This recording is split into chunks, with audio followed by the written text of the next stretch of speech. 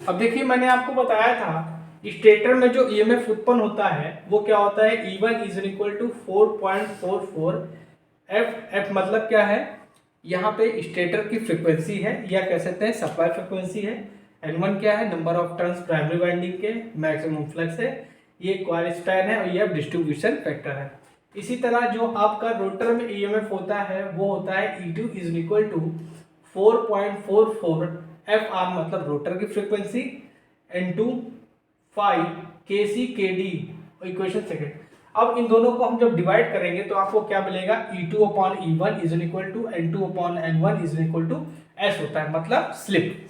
अब देखिए अगर हम E2 की वैल्यू निकालेंगे तो क्या होगा, S टाइम ऑफ E1 हो जाएगा, अगर हम N2 की वैल्यू S टाइम N1 हो जाएगा। ठीक, अब इंपेडेंस इन रोटर, अगर हम रोटर में इंपेडेंस की वैल्यू निकालेंगे तो ये क्या हो जाएगा, Z2 is equal to under root R2 square plus X2 square. R2 मतलब क्या है, रोटर का रेजिस्टेंस, और X2 मतलब क्या, रोटर का रिएक्टेंस। ठीक है, अगर हम इसमें हम रोटर में करंट की वैल्यू निकालें तो करंट की वैल्यू क्या हो जाएगी आपकी, I2 हो जाएगी, ये हो जाएगा आपका R बाई जेड होता है तो R2 बाई Z2, ये आपकी रोटर की करंट हो जाएगी बच्चों। ठीक, या इसको और मॉडिफाई कर सकते हो तो R2 upon under root times of R2 square plus X2 का स्क्वायर, ये आपकी जो रोटर में आपकी करंट होगी वो होगा। ठीक, अगर हम पावर फैक्टर की बात करें, देखिए हमेशा ये याद रखिएगा जो आपकी इंडक्शन मोटर होती है ये आपका हमेशा 0.8 पावर फैक्टर लैगिंग पे काम करती है। ठीक है, ये हमेशा याद रखिएगा। तो अगर हम cos फाइव की वैल्यू निकालेंगे तो ये हो जाएगा R2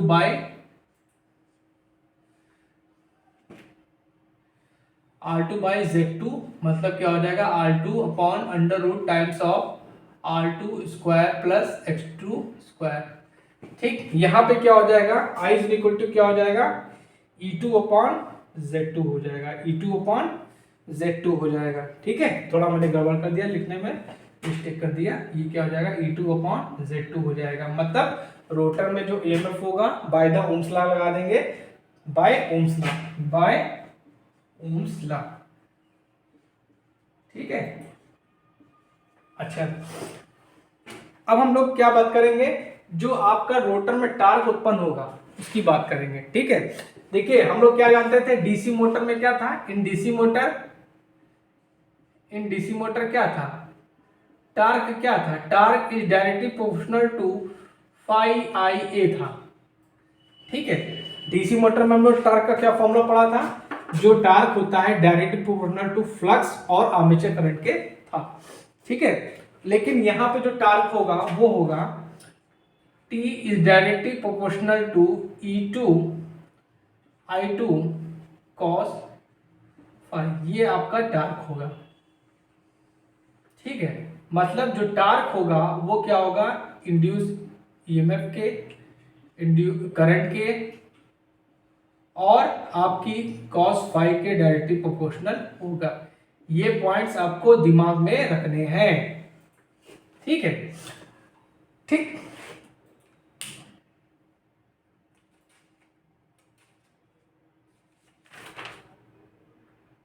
ठीक है, अच्छा चलिए देखते हैं कुछ बातें। अब देखो ये क्या है, ये आपका E2 I2 cos फाइव, ये क्या है आपका, ये आपका पावर है। ठीक, तो ये आपका क्या हो जाएगा, रोटर की पावर हो जाएगी। तो आपका जो टार्क होगा वो क्या हो जाएगा, डायरेक्टली प्रोपोर्शनल टू P2 हो जाएगा। ये भी आपको याद रखना है।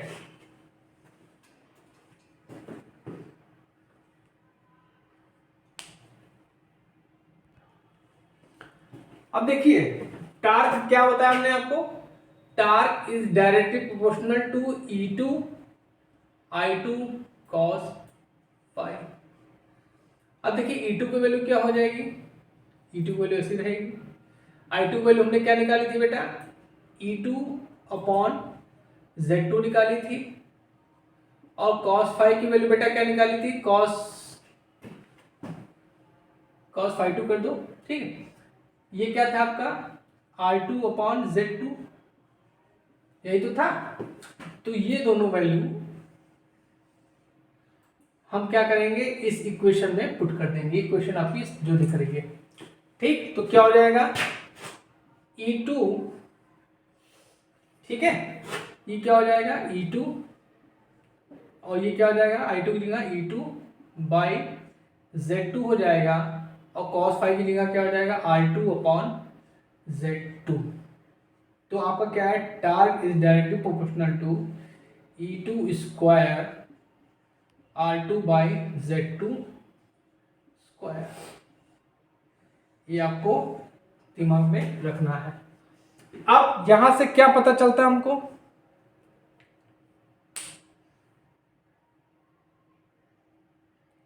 ठीक, अब इसको हम हटाते हैं तो यहां पे एक कांस्टेंट लगाएंगे, इस टार्क को बोलते हैं, हमने बोल दिया स्टार्टिंग टार्क, यहां पे रखेंगे के E2 square R2 by Z2 square.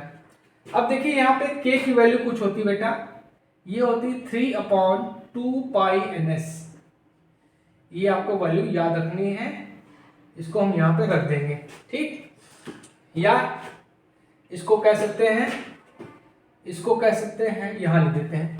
तो देखिए TS इक्वल टू हो जाएगा 3/ωs, और ये हो जाएगा E2 square R2 by Z2 square. तो इसको हमने क्या लिखा, और इसको मॉडिफाई कर देते तो इसकी वैल्यू होती है 3/2π/ns E2 square R2 by Z2 square. ये आपका स्टार्टिंग टार्क हो गया, स्टार्टिंग टार्क का फॉर्मूला ये आपका आ गया, ठीक है। अब देखिए कुछ क्वेश्चन ये भी पूछ लेता है कि स्टार्टिंग टार्क किस पे डिपेंड करेगा, स्टार्टिंग टार्क जो होगा वो किस पे डिपेंड करेगा। तो देखिए यहां से देखिए क्या दिख रहा है आपको,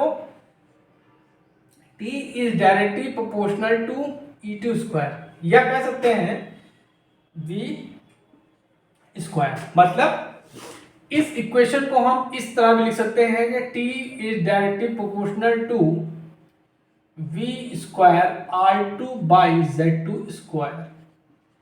मतलब इस इक्वेशन से आपको क्या मिल रहा है, इस इक्वेशन से आपको मिल रहा है कि T is directly proportional to V square, मतलब जो टार्क होगा वो सप्लाई वोल्टेज पे डिपेंड करेगा, और क्या है T is directly proportional to R2, मतलब रोटर के रेजिस्टेंस पे डिपेंड करेगा।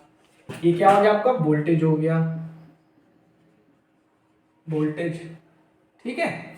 ये क्या हो गया सप्लाई वोल्टेज, कौन सा सप्लाई वोल्टेज, और ये क्या हो जाएगा आपका रोटर रेजिस्टेंस, रोटर रेजिस्टेंस पे डिपेंड करेगा, ठीक। तो ये क्या हो गया आपका starting torque of induction motor, ठीक।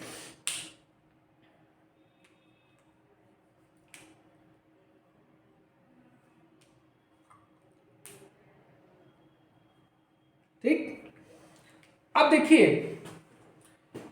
मैक्सिमम स्टार्टिंग टार्क की कंडीशन क्या होती है, ये बस आप पढ़ लीजिए, ठीक है। स्टार्टिंग टार्क की मैक्सिमम कंडीशन पढ़ लीजिए, आपको यही जरूरी है, आपके में डेरिवेशन नहीं आएगा, ठीक। तो देखिए मैक्सिमम स्टार्टिंग टार्क की कंडीशन क्या होती है, मैक्सिमम स्टार्टिंग टार्क, तो ये होती है आपकी T, मैक्सिमम स्टार्टिंग टार्क की कंडीशन क्या होती है R2 अपॉन X2, ये आपके दिमाग में बसा रहना चाहिए, ठीक है। मतलब रोटर का रेजिस्टेंस जब रोटर के रिएक्टेंस के बराबर हो जाता है तब मैक्सिमम स्टार्टिंग टार्क होता है, ठीक है।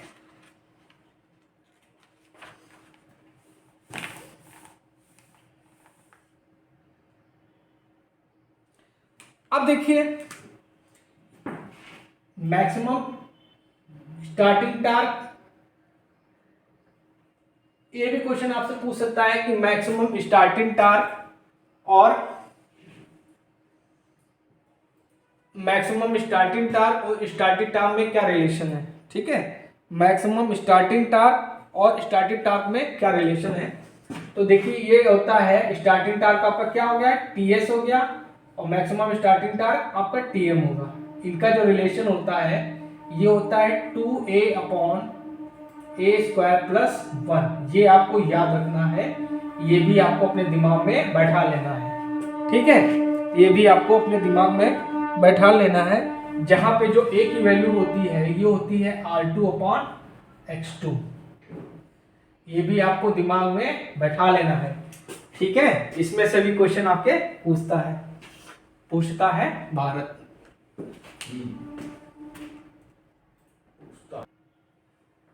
अब देखिए हम लोग क्या करते हैं, 3 फेज इंडक्शन मोटर का रनिंग टार्क देखते हैं, ठीक है। रनिंग टार्क, देखिए रनिंग टार्क को एक और नाम से जाना जाता है,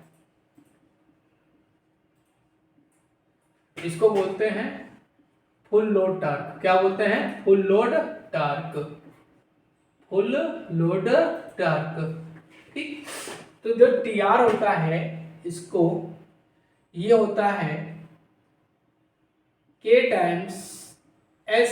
देखिए सेम होता है, बस यहाँ पे स्लिप का अंतर होता है। मैंने आपको क्या बताया कि चाहे आपका ईएमएफ हो, चाहे आपका रोटर हो, चाहे आपका फ्रीक्वेंसी हो, दोनों में क्या होता है, स्लिप का अंतर होता है। तो यहाँ पे जो टार्क हो जाएगा वो क्या हो जाएगा, S/(E2)R2/Z2², ठीक। तो यहाँ पे जो टार्क की वैल्यू हो जाएगी, यहाँ पे ध्यान दीजिएगा, KS/(E2)H2²। अगर इसको हम सॉल्व करेंगे तो यहाँ पे हो जाएगा R2 + SX2²। ये आपका टार्क हो जाएगा, जो रनिंग टार्क हो जाएगा ये आपका ये हो जाएगा। और अगर हम इसका फॉर्मूला लिखें तो TR = हो जाएगा आपका 3/2πNS SE2²R2/Z2², ठीक। अब देखिए यहाँ पे, अब आपसे पूछा जाए कि जो आपका रनिंग टार्क होता है वो किस पे डिपेंड करता है, तो यहाँ पे आपके 3 चीज मिल जाएंगी। देखिए मैं लिख देता हूँ, यहाँ पे क्या हो जाएगा, T is directly proportional to slip, मतलब स्लिप पे डिपेंड करेगा। Torque TR directly proportional to slip, और TR directly proportional to V² पे डिपेंड करेगा। TR डिपेंड करेगा आपका रेजिस्टेंस पे, R2 पे। तो ये 3 आपके कंपोनेंट होंगे जिसपे आपका रनिंग टार्क डिपेंड करेगा, ठीक है। अच्छा, अब मैक्सिमम रनिंग टार्क की condition, maximum running torque, maximum running torque कब होगा बेटा, जब R2 की वैल्यू S/(x2) के बराबर होगी, ठीक।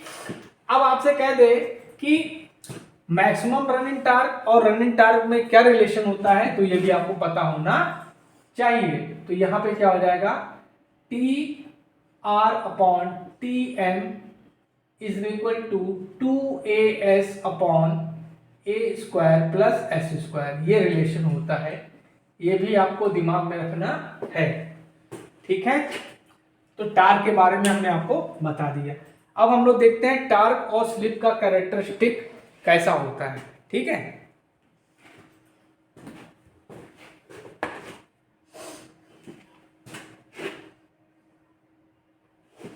मैं यहां बता देता हूं, थोड़ा सा देख लीजिए। टार्क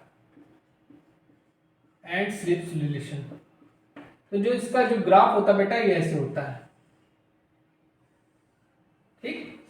ये ऐसे गया, ये गया, फिर ये गया, फिर ये ऐसे हो गया, ठीक। अच्छा, ये आपकी क्या होती है,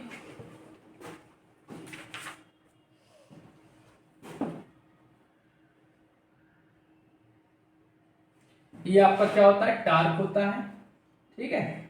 और ये आपका स्लिप होता है, ठीक। अगर आपको डीपली पढ़ना है तो आप, मैं फिर से कह रहा हूं, आप मेरे चैनल के प्लेलिस्ट में जाइएगा, वहां पे इंडक्शन मोटर का मैंने लेक्चर दिया है, एक एक टॉपिक कायदे से बताया है, ठीक है। उसमें टार्क स्लिप का कैरेक्टरिस्टिक भी मैंने बताया है। ठीक, अब ये पूछ लेगा जो इसका टार्क कैरेक्टरिस्टिक होता है वो किस प्रकार का होता है, इसका जो कर्व होता है वो किस तरह, तो ये होता है आपका रेक्टेंगुलर पैराबोला। इसका जो टार्क होता है वो क्या होता है, रेक्टेंगुलर पैराबोला होता है।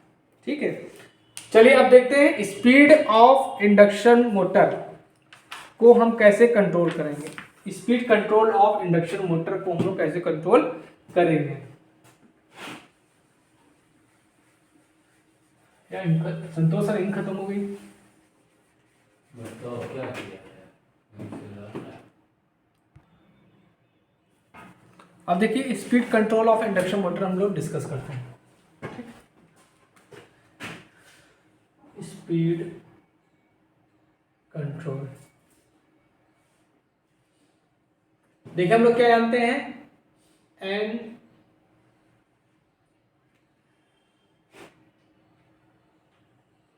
N S equal to 120F/P। ठीक, और S इक्वल टू क्या जानते हैं, NS minus NR upon NS, ये भी जानते हैं हम लोग। ठीक है, तो अगर हम यहां से NR की वैल्यू निकालेंगे तो NR की वैल्यू क्या आ जाएगी, NS इंटू 1 माइनस S आ जाएगी। ठीक, तो यहाँ पे क्या हो जाएगा, अगर हम NR की वैल्यू निकालेंगे तो यहाँ पे क्या हो जाएगा, ठीक,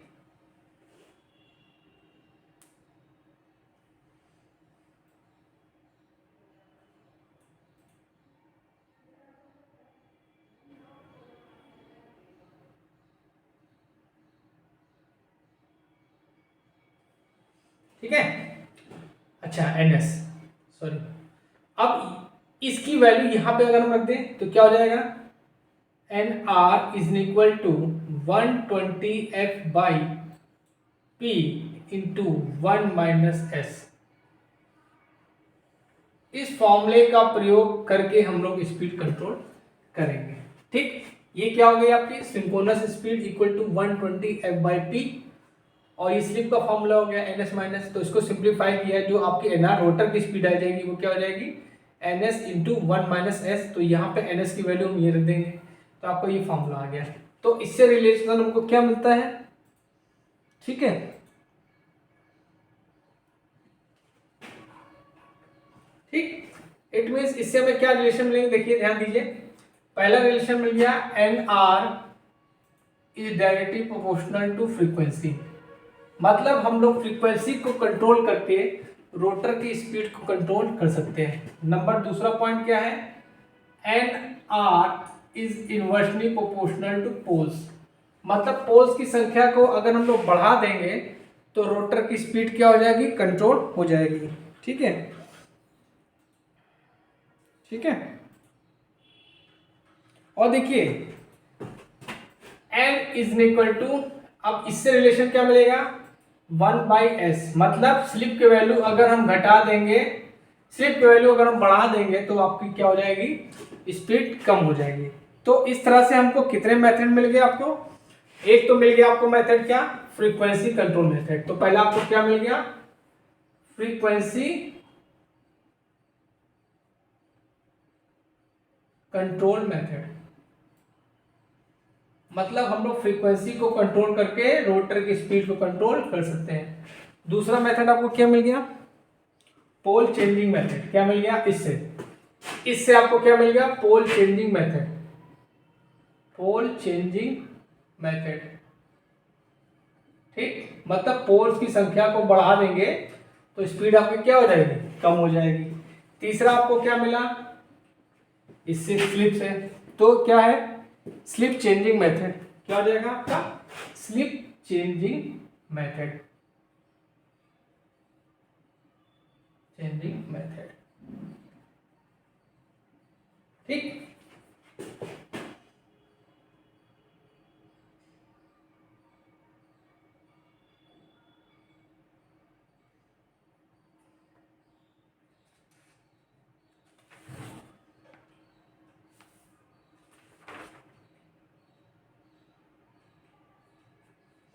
चलिए, तो ये मेथड्स मेन आपके 3 मेथड है।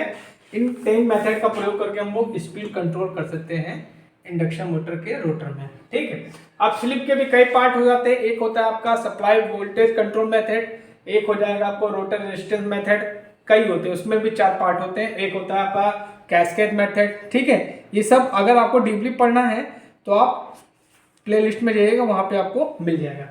चलिए, कुछ चीजें मैं आपको बताने जा रहा हूं जो कि आपके लिए बहुत इंपॉर्टेंट है। ठीक है, और कभी कभी क्या होता है न्यूमेरिकल्स में ये चीज नहीं दी होती है। ठीक है, अगर आपके पोल 2 होंगे बेटा, अगर आपके पोल 2 होंगे तो आपकी जो सिंक्रोनस स्पीड होगी वो आपकी 3000 आरपीएम होगी। ये आपको दिमाग में बैठ,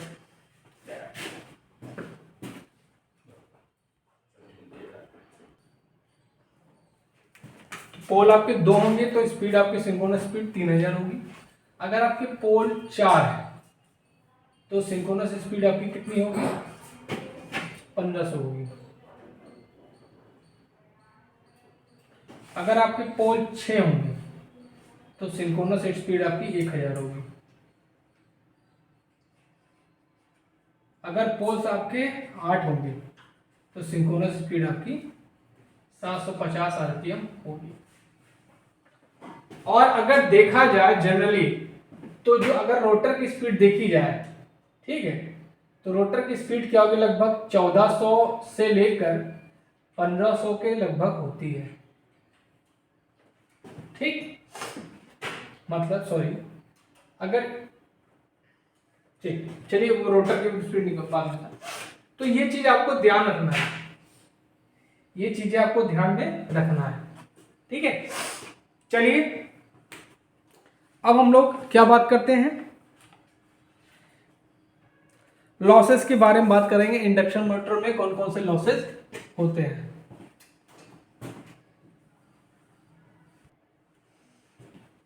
losses in induction motor, losses in 3 phase induction motor.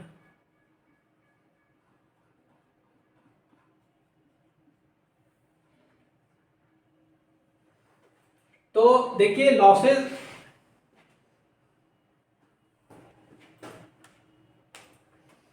एक होता है आपका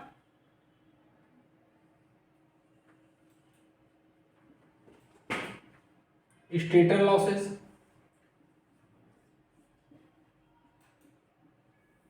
एक होता है आपका रोटर लॉसेस।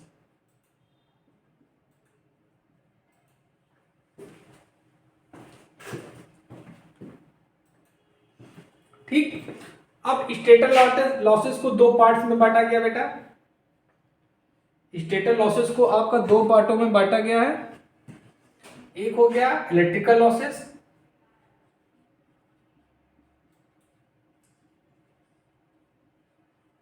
और दूसरा हो जाएगा आपका मैकेनिकल लॉसेस।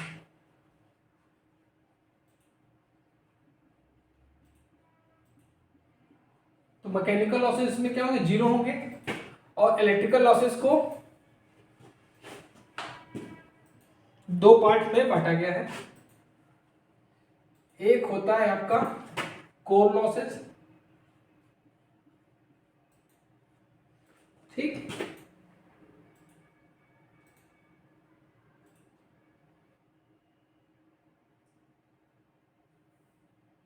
ठीक है, और एक होता है आपका वाइंडिंग लॉसेस।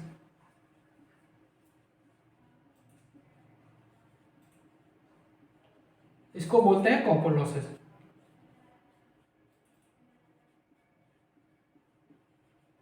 कोर लॉसेस को बोलते हैं आयरन लॉसेस। अब आयरन लॉसेस बेटा 2 होती हैं, देखिए यहां कर देते हैं आयरन लॉसेस। एक होती है आपकी हिस्टैरिसीस लॉसेस।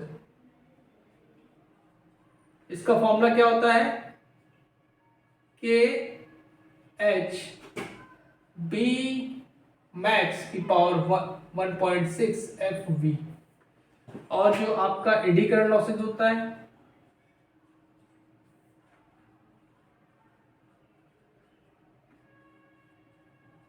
ये होता है K E B max square F square T square B. ये आपको याद रखना है, ठीक है।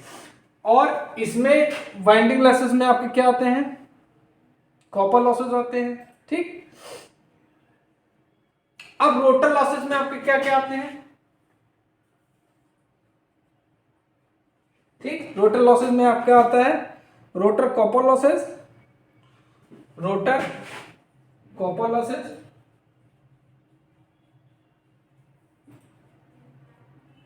अब रोटर देखिए बच्चों घूमता है तो उसमें मैकेनिकल लॉसेस होंगे ही, तो rotor mechanical losses, rotor mechanical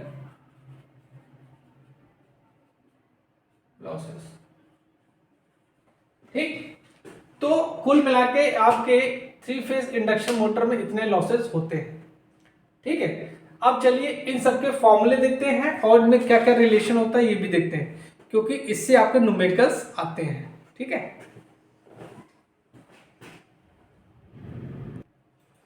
अब देखिए मोटर का जो इनपुट होता है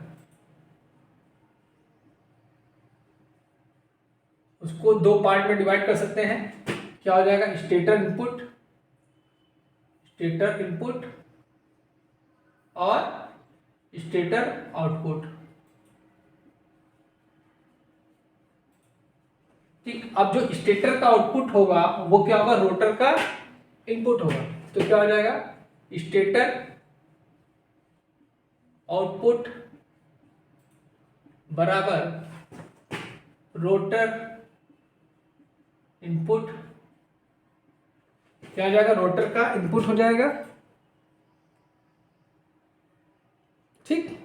अब जो रोटर का इनपुट हो जाएगा वो कई पार्ट, वो 2 पार्ट्स में डिवाइड हो जाएगा। रोटर इनपुट बराबर रोटर लॉसेस, रोटर लॉसेस, ठीक है, रोटर लॉसेस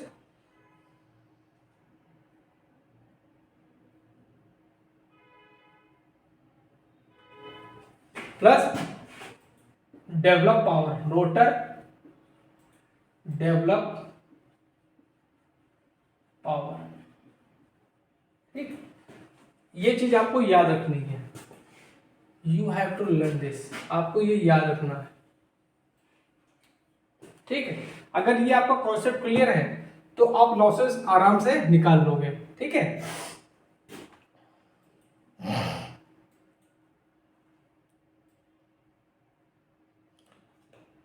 ठीक।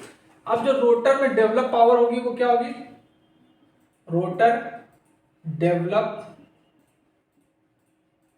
पावर इक्वल टू क्या होगी, लॉसेस, क्या हो जाएगा, मैकेनिकल लॉसेस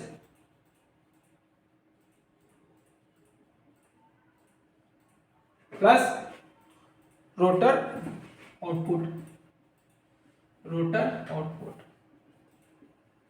ठीक।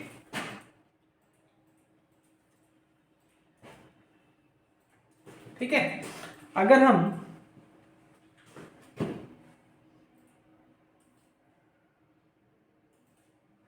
अब ध्यान दीजिए, जो आपका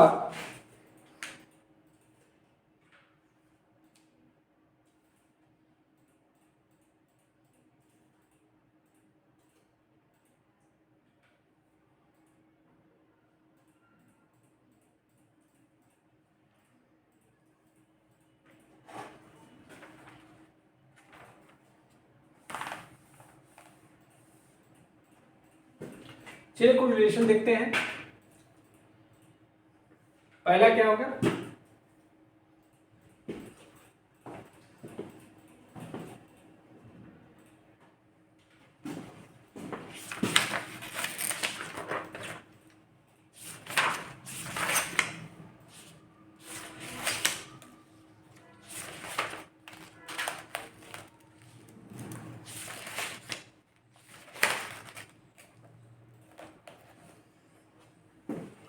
तो मैकेनिकल पावर जनरेट होती है रोटर में, मैकेनिकल पावर इन रोटर, जो रोटर मैकेनिकल पावर जनरेट होती है, ये जो पावर जनरेट होती है वो क्या होती है, 2 पाई एन टी जी अपॉन 16। ठीक है, इसको बोलते हैं पीएम। ठीक, अच्छा